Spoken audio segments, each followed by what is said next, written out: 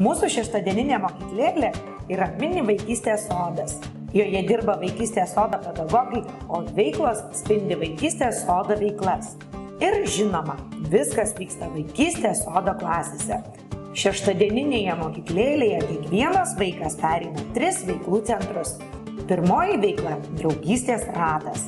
Jame įgyvendinama Kimočio emocinio intelekto ugdymo programa, kuri yra labai vertinama ir vaikų, ir tėvų, ir duodanti puikių rezultatų. Antroji veikla – mažasis mokslininkas. Kiekvieną šeštadienį vis naujas eksperimentas.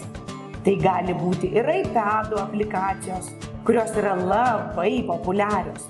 Jos būna tik edukacinės, prasmingos, teminės ir kontekstinės. Ši veikla dažnai kelia nuostabą. Tokie maži, o jau eksperimentuoja. Tikrai taip. Trečioji veikla – mažasis kūrėjas. Vaikai kuria per pojūčius. Menas yra pajaučiamas plačia, visuminė prasme. Kuo mūsų šeštadieninė mokyklėlė ypatinga? Tuo, kad jau po kelių šeštadienių vaikai verčia tėvus iš lovos ir pastebėjome, tėvams sunkiau atsikelti nei vaikams. Ką dar mes matome?